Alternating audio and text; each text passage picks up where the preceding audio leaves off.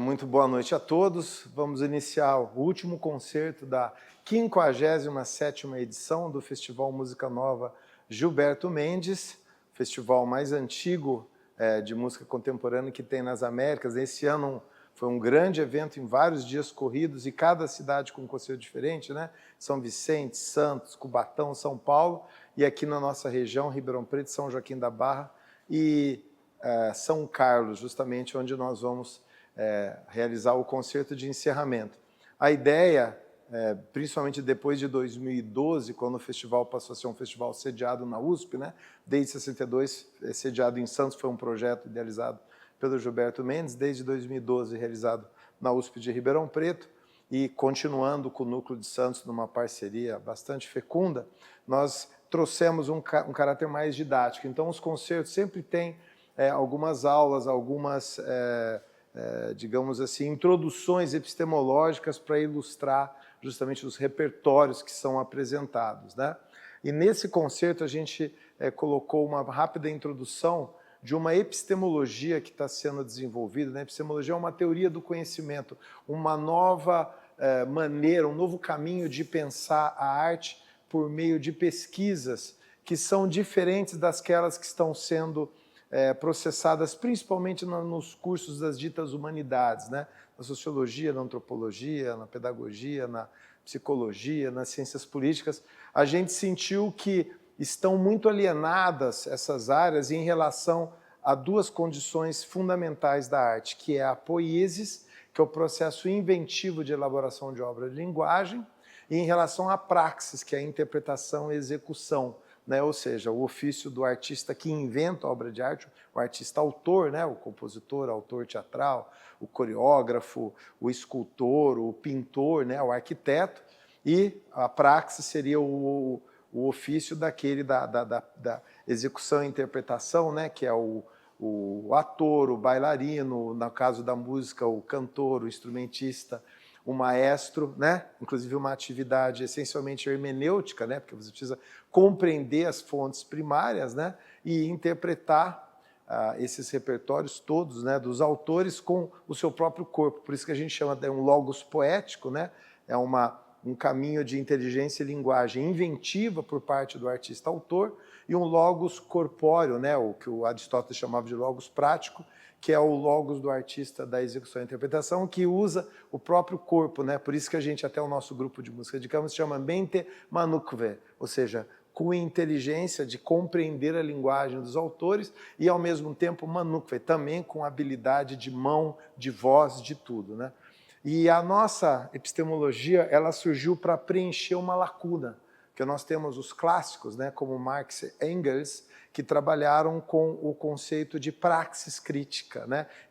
Essa ação que existe na política, né? Eles identificaram um trabalho alienado, fizeram uma crítica importante e, para combater a alienação, eles justamente propuseram essa teoria da praxis crítica. A escola de Frankfurt, já trazendo a discussão para um ambiente, entre aspas, cultural, já trouxe a teoria crítica, né? Que eles são leitores de Marx e Engels, mas prosseguiram a obra dele trazendo uma discussão no século XX, que é uma crítica contrária à indústria da cultura, que não havia na época do Marx e do Engels.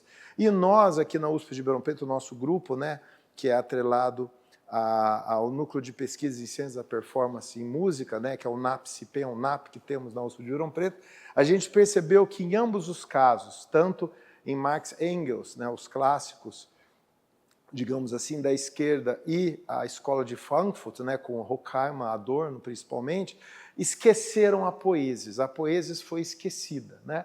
E nós vivemos hoje um âmbito de um grande culturalismo onde o processo inventivo da obra de linguagem está em baixa. A figura do artista-autor está muito em baixo, porque foi substituído pela pirotecnologia, inclusive esse é um vocabulário que nós propusemos nas nossas pesquisas, né? A pirotecnologia é esse efeito audiovisual, tudo é um ruído de alto-falante, né, do showbiz, que substituiu o que antigamente era o ofício do compositor, do artista inventor. Compositor porque nós temos o nosso ponto forte na música, né?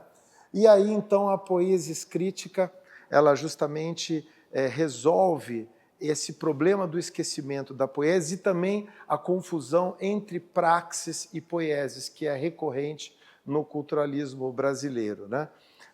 A praxis é tida como poiesis, por exemplo, na imprensa, né, na mais respeitável imprensa, vocês vão ver, por exemplo, uma entrevista com um artista da praxis, por exemplo, eles perguntam qual que é o seu estilo de tocar.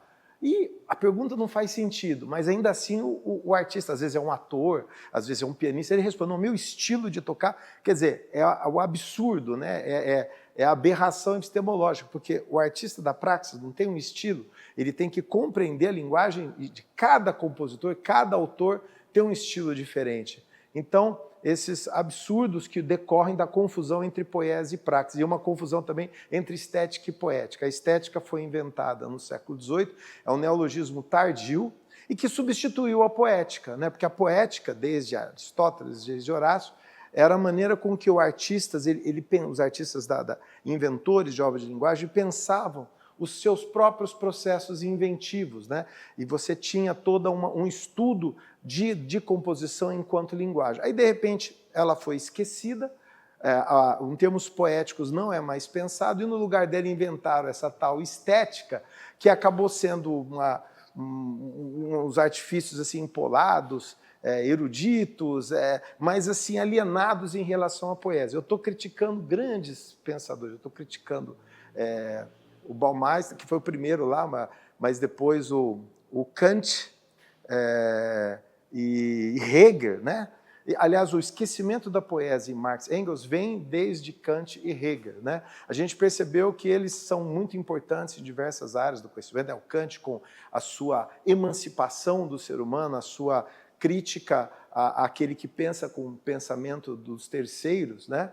Se bem que hoje em dia a gente vê, por exemplo, a nossa ministra da Cultura, Margarete Menezes, trazendo o hip-hop, dizendo que é cultura brasileira. Isso também é uma forma de terceirização do pensamento. Não ter um pensamento emancipado, né, por exemplo. Então, o Kant é importante para a gente saber o que é emancipado e o que não é. A classe média, por exemplo, ela se caracteriza pela incapacidade de emancipação.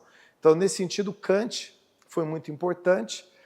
O Hegel também, que recuperou a ideia de polemos do Heráclito, que é um conflito, né, que move o mundo, né, inclusive inspirou também o conceito de luta de classes em Marx, e o Hegel trabalha então com a dialética, com essa contradição, que foi também importante para o Marx. Mas ambos, tanto Kant quanto Hegel, foram alienados em termos do processo inventivo de obra e linguagem. Inclusive, o Hegel, para vocês terem uma ideia, ele ia assistir ópera, ele gostava de ver os cantores, ele ficava preocupado só com as vozes italianas, né?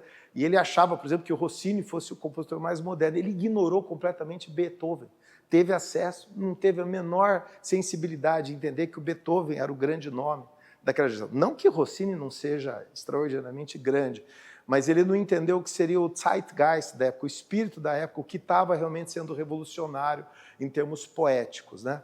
Então, quer dizer, a poesis crítica, ela vem com essa necessidade de emancipação de um pensamento dialético, mas também a gente trouxe a melhor filosofia do século XX, que vem também com Heidegger, né? Martin Heidegger, que pensou também a recuperação da poiesis. Uma obra essencial para a poesis crítica, por exemplo, é a origem da obra de arte do Heidegger, onde ele faz essas diferenciações, né, em que a poiesis passa a ser novamente importante, e a gente traz justamente o Heidegger na discussão hoje do que é a indústria da cultura no neoliberalismo, né, e do que é também a crítica de uma grande alienação. Aliás, a alienação em Marx e o esquecimento do ser em Heidegger, a gente entende que tem uma confluência. E, finalizando, além do neologismo da estética, nós criticamos também a própria ideia de cultura.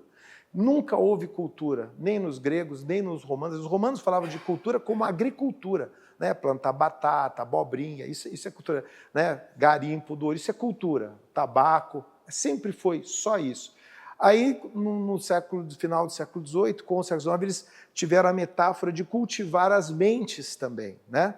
Vamos cultivar as mentes. Então, o que você precisa para cultivar? Muito adubo, colocaram muito adubo na cabeça das pessoas, e com isso, o que eles forjaram? Né? Os sistemas de comunicação e as identidades. As identidades, elas vieram desse pensamento que a cultura tem que trabalhar com isso. Sempre é a identidade e são sistemas de comunicação. Então, o que a gente pensa? Que cultura, identidade, comunicação, estética são neologismos extrínsecos à natureza da arte e que não estão sendo bons para a nossa natureza. Tanto é que hoje, o que existe nas universidades do Brasil e na Europa também, principalmente depois de Bolonha, as ciências da indústria da cultura. A indústria da cultura tem um sistema de produção, né, que tem um produtor que produz ali tudo igual, né, o funk, o hip hop, o gospel, o sertanejo universitário, é a mesma pessoa que pensa tudo. E aí ele tudo rápido, já tem que ser tudo pronto, é uma coisa, são produtos efêmeros e que vem rápido, né? E antigamente até se pensava a indústria da cultura como um problema de comunicação de massa, etc. Agora não. Agora não. A indústria da cultura domina as ciências da universidade. E não é só as ciências ditas humanas, não. As ciências exatas também. Eles pegaram o modus operandi da indústria da cultura e estão fazendo na universidade. É tudo rápido, superficial, tem que ter resultado, tem que ter ranking, né? E se perdeu a ideia daquela pesquisa com um pensamento crítico, se perdeu a emancipação, se perdeu justamente a possibilidade de novos métodos, porque nesse sistema, né, onde, por exemplo, a CAPES domina a pós-graduação no Brasil, tudo virou ciências da indústria da cultura. Você tem que produzir de acordo com o que está escrito nos encargos da CAPES, senão a coisa não vai para frente, né? Ou seja, nós não temos liberdade mais de pensamento crítico, e a linguagem e a ideologia estão sendo totalmente neoliberais. É o que acontece hoje na universidade como um todo. Então, a gente percebeu esse problema, diagnosticou esse problema, e a gente está colocando isso, uma crítica contrária às ciências que viraram ciências da indústria da cultura, né? Tal como elas são produzidas. Bom, do ponto de vista musical, hoje nós vamos apresentar aquele que foi o fundador do nosso festival, o Gilberto Mendes, desde 1962, como eu falei, em Santos, e ele foi um compositor muito produtivo, né? E ele tem pelo menos 3 grandes fases, né? Nos anos 50, ele estava influenciado ali pelo Partido Comunista Brasileiro, que os artistas todos estavam influenciados pelo tal realismo socialista, que nada mais era do que escrever uma música com tom popular, né? Havia uma diretriz, né? O Cláudio Santoro, Edino Krieger, Eunice Catunda, o próprio Gilberto Mendes, né? Guerra Peixe, esses compositores importantes dos anos 50, né? Algo que o Villa-Lobos já vinha fazendo muito antes, mas eles perceberam que o tom popular era importante. O Brasil tinha um folclore muito vivo ainda, não existia luz elétrica quase em nenhum lugar do interior do Brasil, não havia indústria da cultura aqui ainda. Então esse folclore virou um neofolclorismo na mão desses compositores, e o Gilberto Mendes inicia, vocês vão ver até as primeiras canções, né, dos anos 40 e 50, com esse neofolclorismo, mas como o Gilberto Mendes era muito inventivo, ele escreve um tipo novo de canção popular. Ele e o Cláudio Santoro, que foi professor dele nessa época, eles são anteriores ao Tom Jobim. Tom Jobim, claro, é muito conhecido, talvez o maior cancionista do século XX, porque ele atuou na indústria da cultura.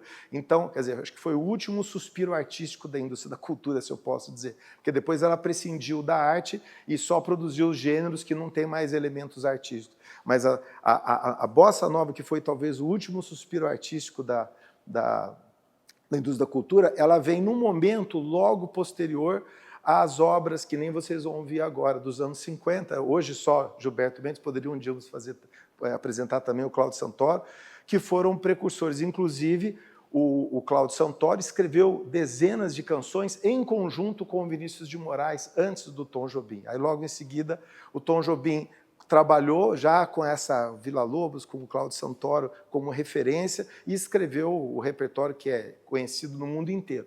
Nós vamos tocar um repertório que não é conhecido, por quê? Porque a mídia, né, a nossa imprensa, a mais respeitável imprensa, ela não considera nada que não seja o fonograma descartável da indústria da cultura. O fonograma.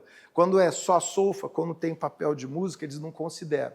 Então, a obra do Gilberto Mendes, ela vive por conta da solfa, do papel de música. Então, ela é ignorada. O Cláudio Santoro também é solenemente ignorado. Então, o nosso trabalho de trazer esses repertórios que não são da indústria da cultura, né, mas que são importantes enquanto precursores da bossa nova. Eu diria que o Cláudio Santoro e o Gilberto Mendes, eles são a bossa nova avant la lettre, ou seja, antes da bossa nova eles já escreviam uma música num tom popular com uma harmonia extremamente requintada, né?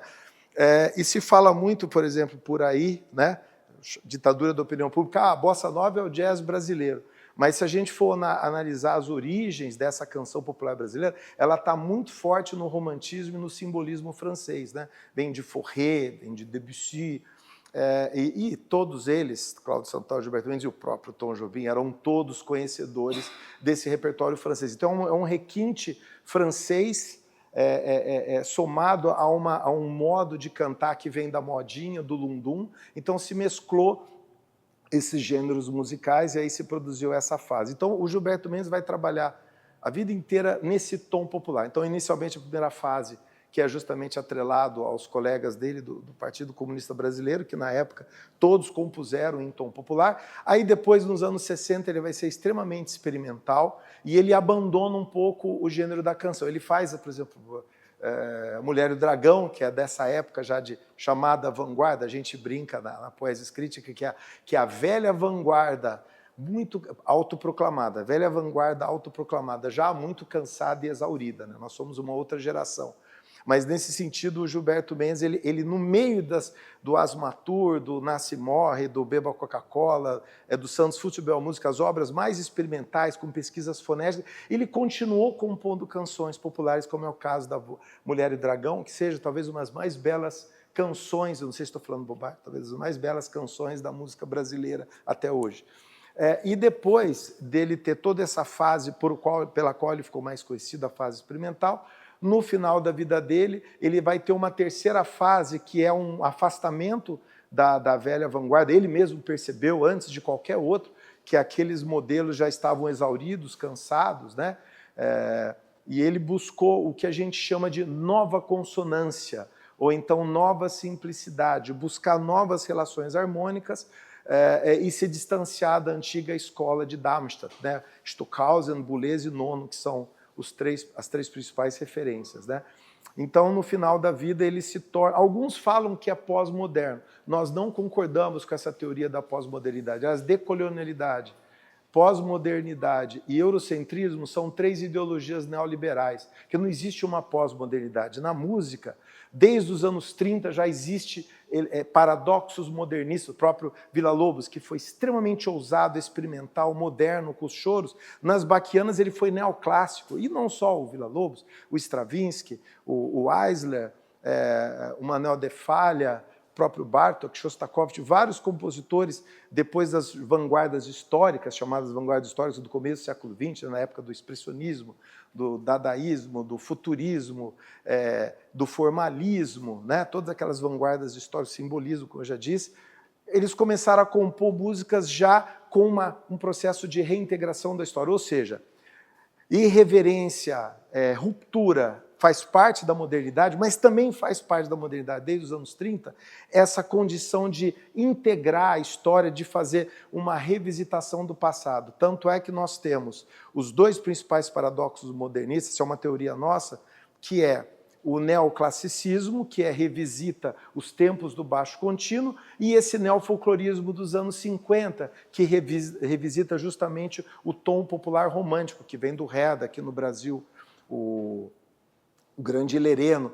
Então, quer dizer, nós temos esses paradoxos modernistas que foram já pós-modernidades desde os anos 30. Então, o conceito de pós-modernidade, ele não resolve as questões artísticas. Aliás, o Jean-François Lyotard, que, na verdade, estabeleceu o termo, ele não estava pensando nem em economia, nem em arte, ele estava pensando num problema lá do Quebec, de ter um tipo de pesquisa, de universidade que tem uma relação com o conhecimento mais efetiva, né? E ele enalteceu o problema do terror tecnocrata do decisor. Enfim, ele usou o termo a condição pós-moderna, mas para uma coisa específica. Aí virou o problema da arte, ele não pensou em arte, e virou da noite para o dia também um problema da economia, sendo que o neoliberalismo, embora seja um estágio decadente, de modo algum superou o capitalismo, nós estamos ainda em pleno capitalismo, Quer dizer, enquanto o capital estiver acumulando, nós não podemos falar de uma pós-modernidade, porque a modernidade já existe.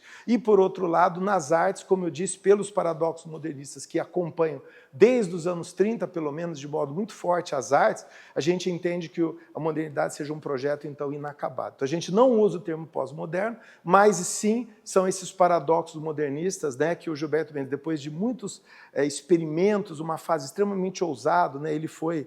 talvez o Beba Coca-Cola tenha sido a obra coral mais experimental jamais feita na história, do século XX. Beba Coca-Cola, uma obra cantada, né, em todos os continentes.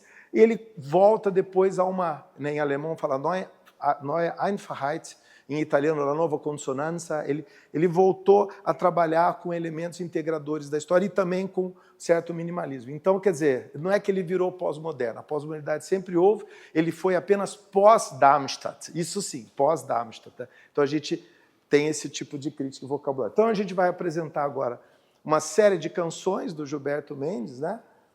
E nós vamos, então, um momento ou outro eu vou falando delas. Então, eu vou convidar para a gente iniciar o recital a Fernanda Ribeiro, que é pós-graduanda da ECA USP, acabou de se formar na academia também da USESP, e está aqui conosco, veio de São Paulo. Nós vamos iniciar com a obra de dois jovens, Gilberto Mendes e Carlos Drummond de Andrade. Eles eram na juventude deles. Essa aqui é uma composição de 1949, né? Então fala esse ideal assim do mineiro que vê a roça, que vê o boi, mas ao mesmo tempo traz todo o mundo existencial por conta disso. E claro, o Vila Lobos começa com a sonoridade o Gilberto Mendes começa com uma sonoridade típica do Vila Lobos. O Gilberto Mendes sempre falava assim, né? Bonito do soprano é aquele soprano agudo, que nem o Vila Lobos, que tem uma tessitura extrema, né? Então vocês vão ver como ele explora o agudo, quer dizer, ele nasce, né? Que nem o Picasso falava, né? É muito importante sempre na arte a gente imitar os grandes mestres. O patético é você ficar imitando a si próprio, né?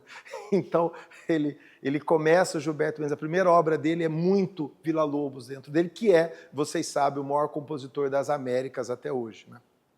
Vamos lá.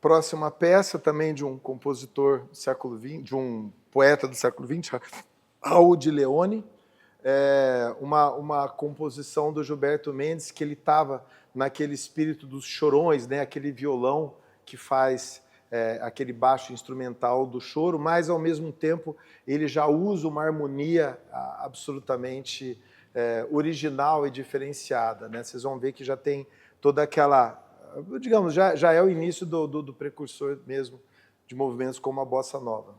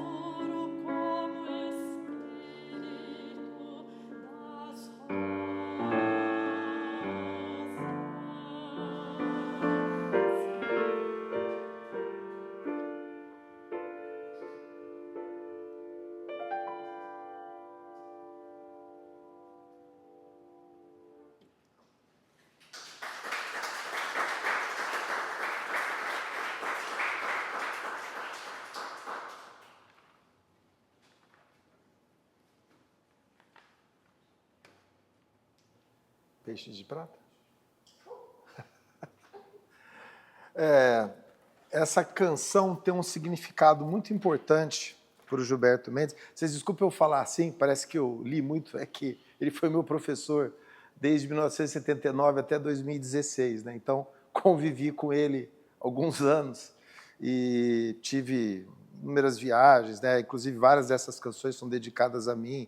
Eu fui o primeiro a tocar, a gravar, inclusive, a integral das canções dele. Então, a gente sabe, história de professor de aluno, né? Nem sempre está no livro, mas a gente conhece, então eu deixo aqui como, como é que fala? Como relato, né? Como é que é o termo que se usa? Testemunhas, exatamente, muito obrigado, é um testemunho. Então, o que aconteceu? Tinha a Eunice Catunda, inclusive isso é interessante, vocês vão ler nos livros da história da música, eles falam assim, o grupo Música Viva, você já leu isso, Música Viva, o chefe era o Kohlreuter, né, aquele que mandava, tudo aí tinha os brasileiros ali, né, o Cláudio Santoro, Guerra Peixe, a Eunice Catunda, o Edino Krieger, todos estavam ali. Mas a gente sabe, pelo depoimento, por esse testemunho, que, na verdade, a líder do movimento, a grande intelectual, era Eunice Catunda. Não sei se vocês sabem, às vezes as mulheres são invisibilizadas, né? Eles deixam as mulheres um pouco à margem da história, o que é bastante triste. Então, a Eunice Catunda, que era, na verdade, a líder do grupo, né? Ela acabou sendo também invisibilizada. Nós temos várias histórias de invisibilidades, né? De processos históricos artísticos que foram invisibilizados. A arquitetura colonial foi demolida, né? Os nossos artistas pretos e pardos do passado, não os de agora da indústria da cultura estadunidense, estou falando dos brasileiros mesmo, antigos são invisibilizados. E também, às vezes, as mulheres tiveram dificuldade na trajetória. Um caso foi dela, que era líder, né? E ela incentivou o Gilberto Mendes a escrever, porque ela tinha um programa na Rádio Nacional, na época no Rio de Janeiro, queria que o Gilberto fosse mais conhecido. Então, essa é a primeira música executada em vida, né? Todas essas outras nunca tinham sido tocadas. Essa ele escreveu em 1955 e foi a primeira apresentada, né? Então, tem digamos assim, foi o debut, foi a estreia dele como compositor. Ele pega um poema de uma poetisa santista, Antonieta Dias de Moraes, e fala dos peixes de prata, né? Da beleza que é o trabalho, né? do proletário no campo, na cidade. Havia, por parte dos artistas atrelados ao Partido Comunista, né? Inclusive é muito mal compreendido, estão criticando agora até o Portinari, porque ele desenhava o negro no cafezal, ele desenhava os índios como se fosse algo pejorativo. Não. É porque ele queria enaltecer a inteligência, a beleza, o potencial revolucionário do pescador, do campesino, do trabalhador da cidade. É totalmente o contrário. O neoliberalismo quer acabar com o problema da luta de classes, quer acabar com o problema da injustiça e transformar tudo em diversidades fragmentárias, né? Então, essa geração é importante que eles realmente pensavam na beleza do trabalho do campo, da cidade, quer dizer, da figura do proletário enquanto potencial de revolução e, ao mesmo tempo, de beleza. Então, vocês vão ver aqui a história de um pescador. É uma canção totalmente em tom popular brasileiro e fala, né, dos peixes de prata à noite, que fica com aquela cor que parece, de fato, prata. Então, e vai aqui a homenagem a Anísio Catunda, inclusive um sobrinho dela é professor aqui do IFSC, professor Catunda, né? Mas ele mesmo não sabia dessas histórias. Ele mal conhece a história da tia, porque existe, de fato, uma exibibilidade até na própria família, né? Então a gente traz aqui, a Eunice Catunda precisa ser mais executada e mais lembrada, que ela foi muito mais importante. Foi a líder do grupo e não o Kohl Reuter, que era importante, ele era um professor que trazia discussões, tudo, mas, de fato, todos eles foram mais compositores que o Kohl Reuter, e a Eunice Catunda, de fato, a intelectual. Inclusive, quando ela vai para a Europa, ela exerce uma grande influência no próprio Luigi Nono. O Luigi Nono, ele um compositor italiano conhecido da geração W, teve muita influência também da Eunice Catunda. Vamos lá.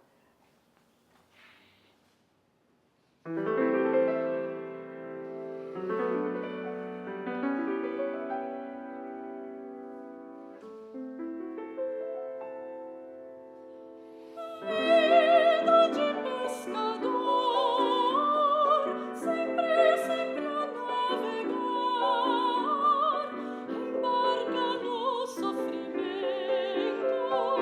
na pena vai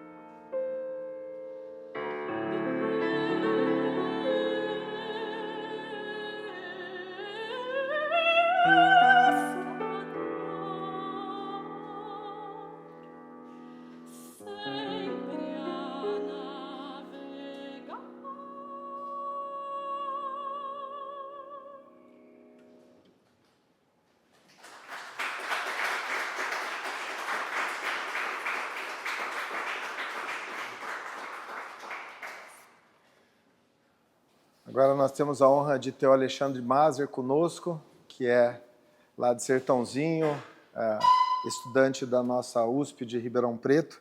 Mais uma vez, Antonieta Dias de Moraes, a mesma poetisa da peça anterior, e mais uma vez a figura do proletário. Primeiro o pescador e agora a tecelã.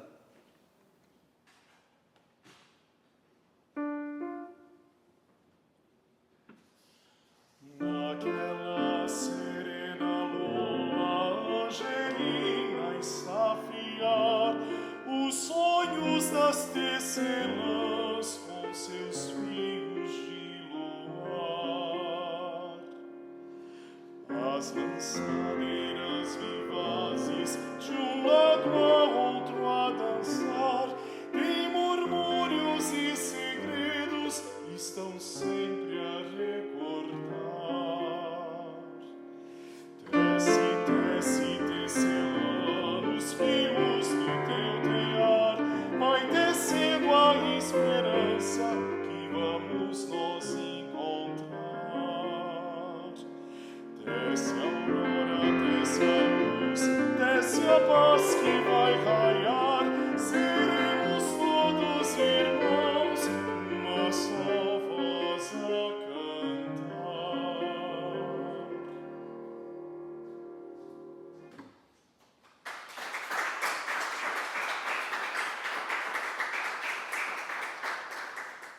Próxima composição é do Chu Yuan, que é um poeta chinês, cerca de 320 a.C.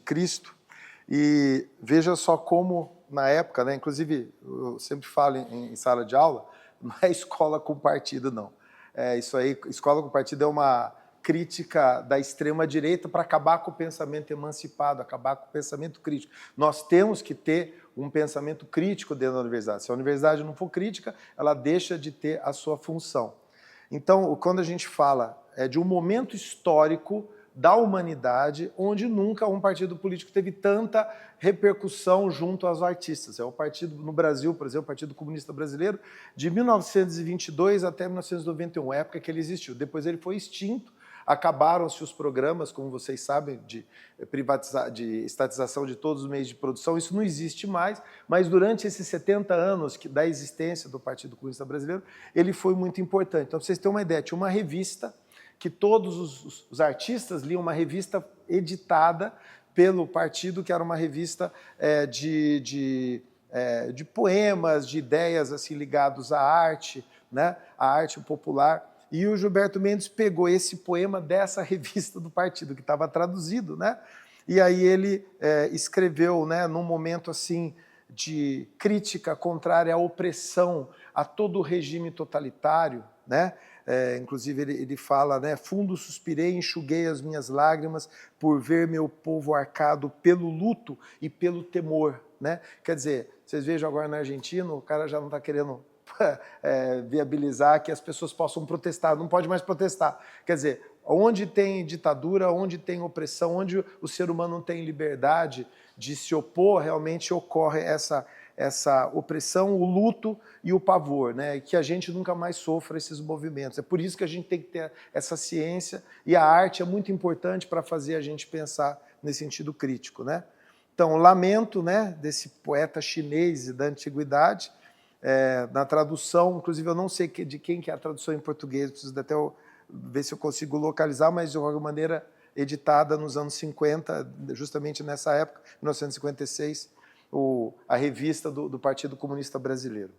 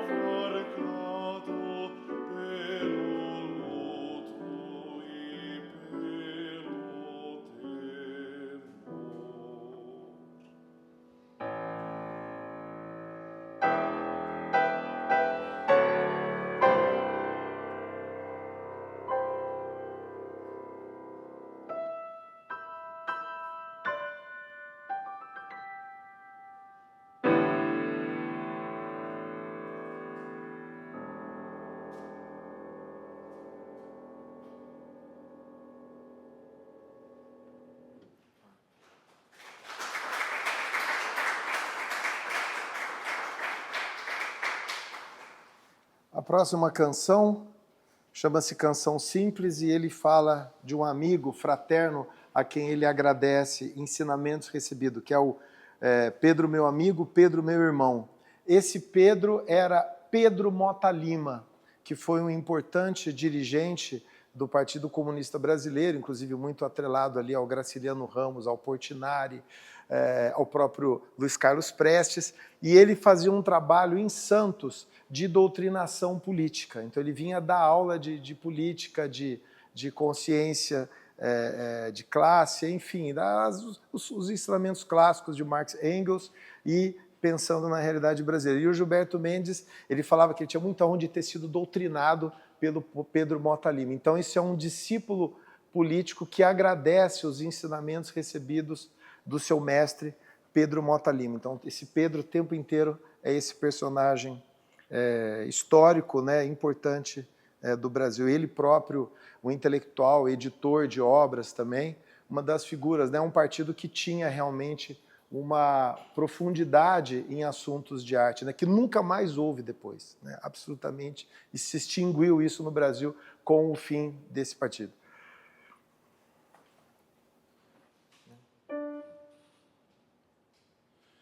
Pedro, meu amigo, Pedro, meu irmão, não me deixe chorar, tenho os olhos doridos, a alvorada começa, preciso caminhar. Assopra o candeeiro, fala-me canções simples, lá fora a noite foge, fica junto de mim. Eis o dia que nasce atrás dos rios e vales, desperta, pois, amigo. É tempo de partir, desperta, pois, amigo.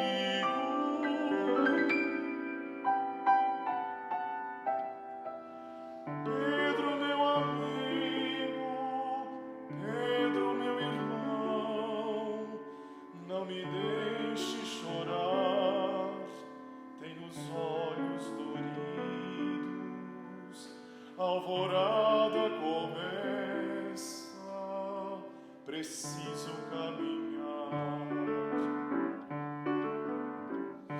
Assopra o candeeiro, fala-me canções simples, lá fora a noite foge, fica junto de mim. Eis o dia que nasce atrás dos rios e vales, desperta, pois, amigo. É tempo de partir, desperta, pois, amigo.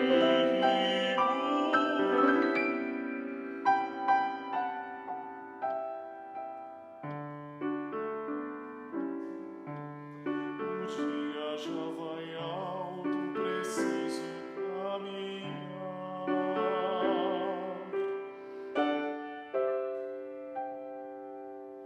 Pedro, meu amigo, Pedro, meu irmão.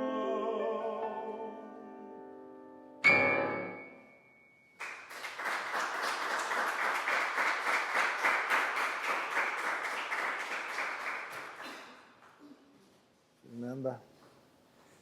Agora de volta àquela atmosfera carioca do mineiro Carlos Drummond de Andrade. Vocês sabem, né? O Carlos Drummond de Andrade era de Itabira, ele deixa Itabira, nunca mais voltou para a cidade dele. É um protesto, mas eu acho triste isso, porque a gente tem que valorizar a cidade nossa, a gente tem que voltar, a gente tem que trabalhar para a melhoria da nossa cidade. Enfim, é um protesto, mas eu sentiria saudade. Eu não faria isso. Mas, enfim, largou Itabira, nunca mais voltou, ficou no Rio, teve toda aquela atmosfera carioca, né? Da lagoa, do mar, e o Gilberto Mendes escreveu. Essa obra é também anterior à Bossa Nova, dos anos 50. Vocês vão ouvir, vocês próprios vão poder julgar se o esquecimento, assim, se a falta de conhecimento desse repertório é justa ou não.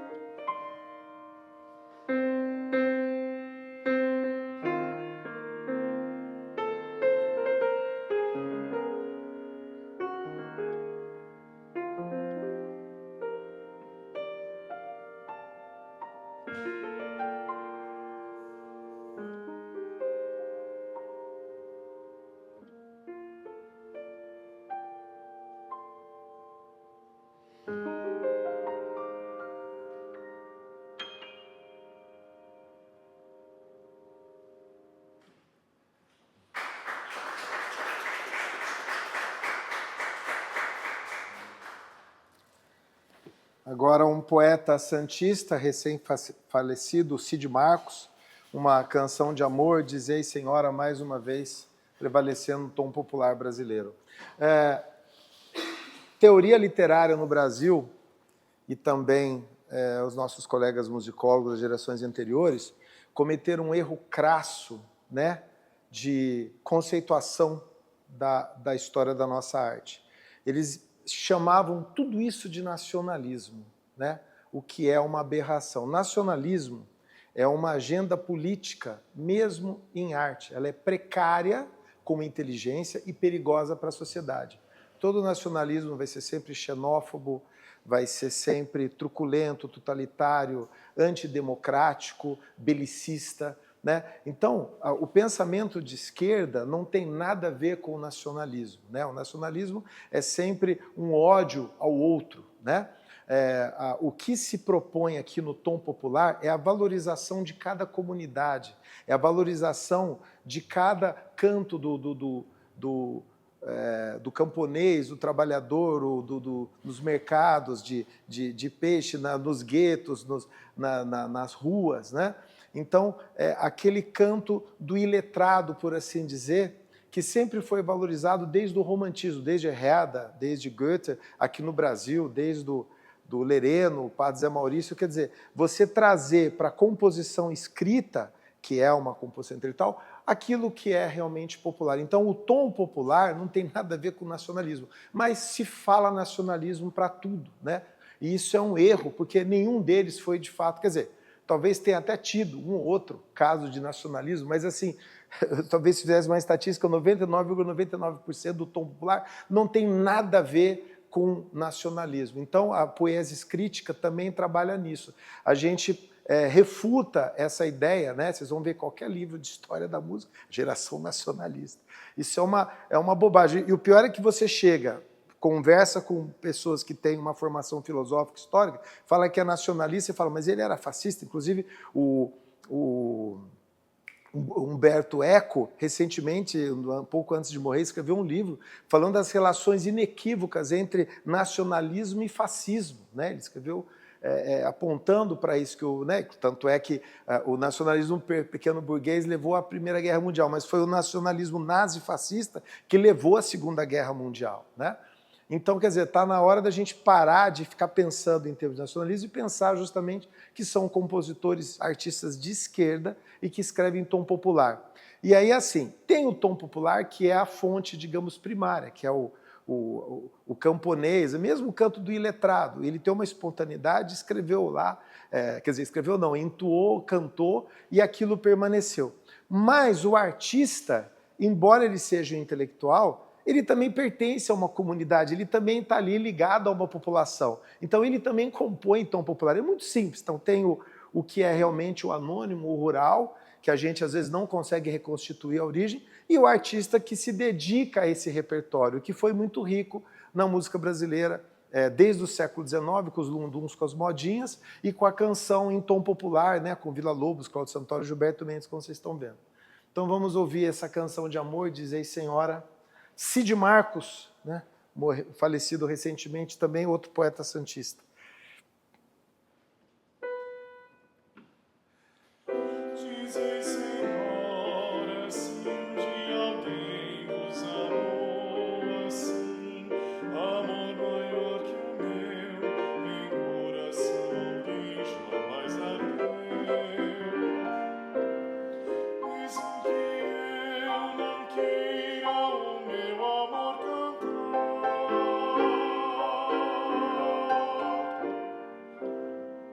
o canto aflora vai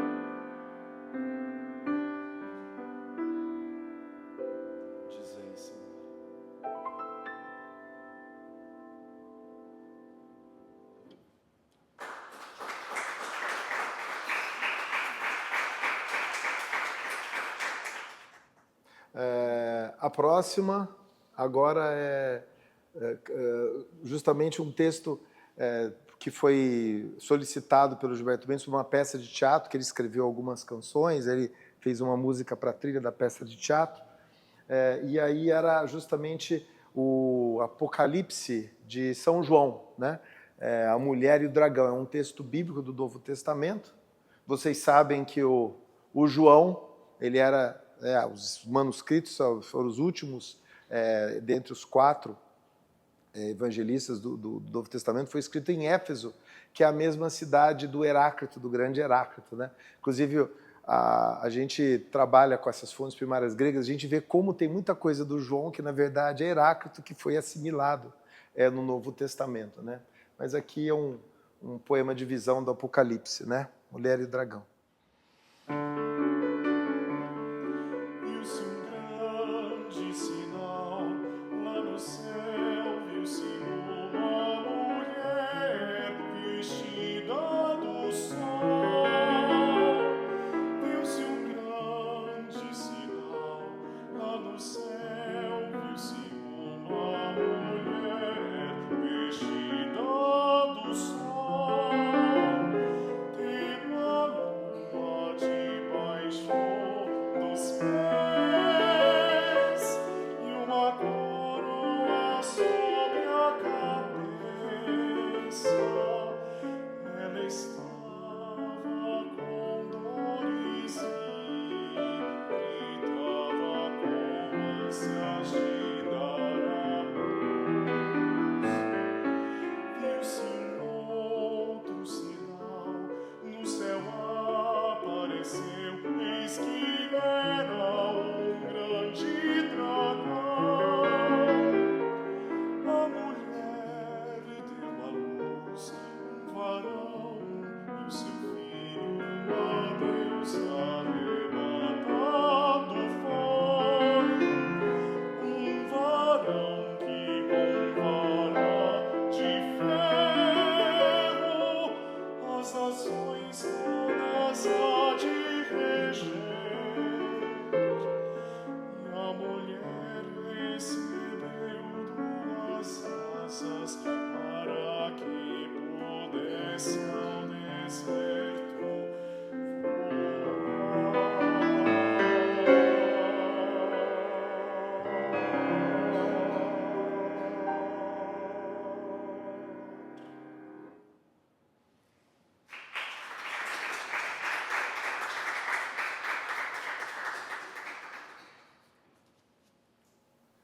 Agora, o grande Mário de Andrade, ele que foi uma referência para o tom popular brasileiro, ele tem uma obra, 1928, Ensaio de Música Brasileira, que foi, digamos, uma cartilha para muitos compositores das gerações seguintes, né? E aqui o Gilberto Mendes utiliza, né, numa uma obra bastante tardia dele já, ele recupera, né, essa sonoridade do Mário de Andrade, e é muito interessante que ele define aqui, né, sou um tupi tangendo um alaúde, né? É sempre a ideia da construção do Brasil, né, que nunca deixou de ter esse caráter experimental, né? Os mesmos indígenas, os nossos ex-escravizados e filhos de escravizados, que conseguiram fazer uma arte assim com os mais diversos meios de linguagem, instrumentos, não obstante toda a violência da colonização. Então, essa tentativa de compreensão do Brasil do Mário de Andrade, aqui presente em todos nós, artistas brasileiros.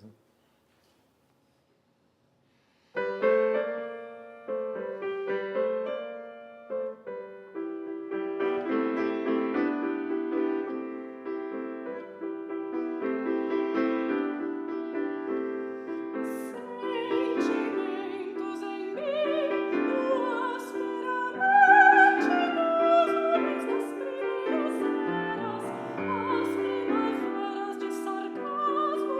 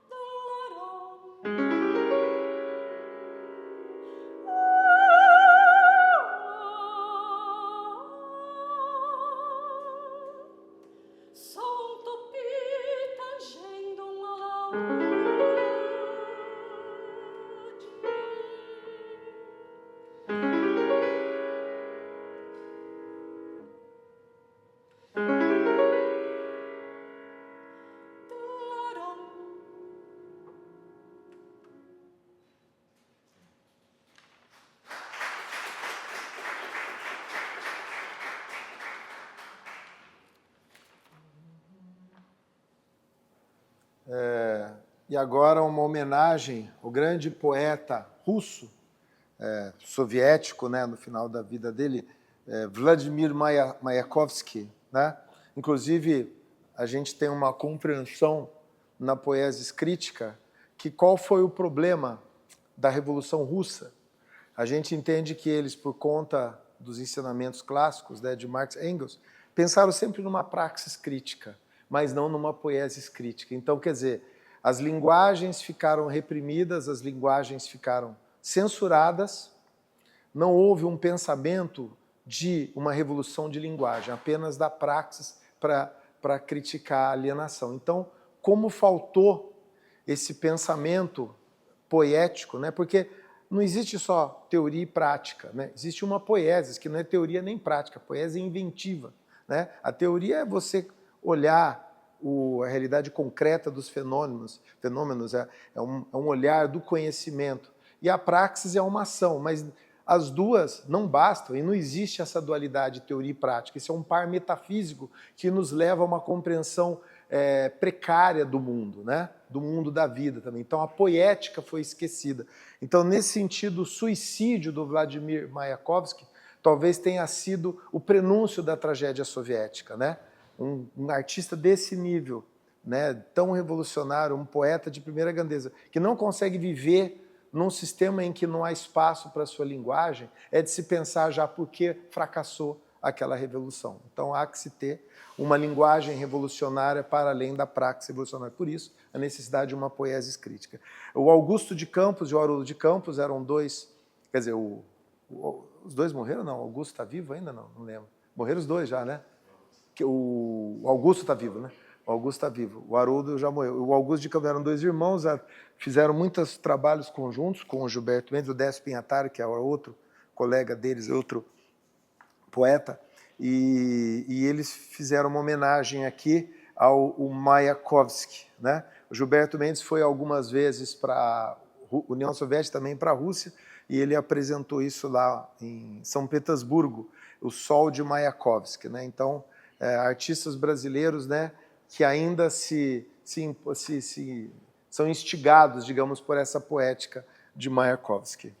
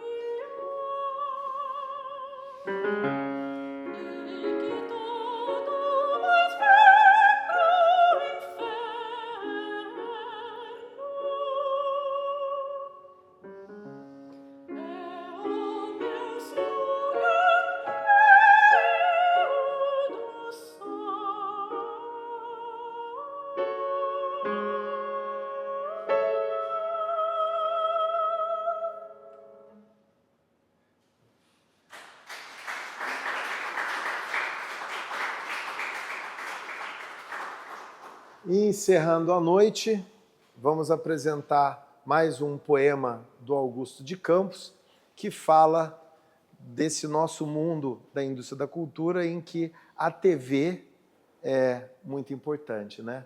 E, claro, quando a gente fala de TV, né, a gente já sabe qual que é a televisão que realmente, digamos assim, moldou o pensamento, né? Como que as pessoas deveriam pensar, inclusive influenciando diretamente, como vocês sabem, as eleições no Brasil, né?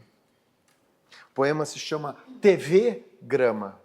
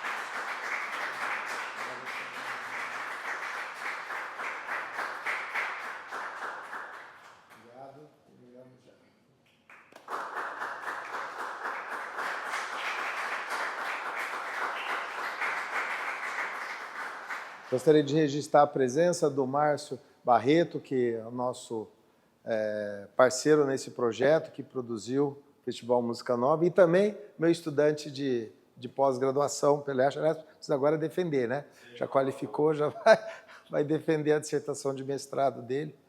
E, então, agradeço a presença de todos. Você quer falar uma última palavra de encerramento para deixar registrado? Fala que encerra você.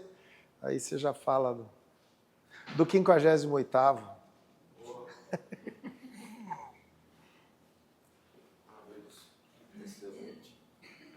Obrigado. Boa noite a todos. São Carlos já vem acompanhando o festival, já não é a primeira edição que participa, né? Eu acho que é um núcleo importante da USP também, que deve ser sempre levado em consideração. E o Gilberto Mendes é sempre conhecido por esse lado mais revolucionário, inventivo, né?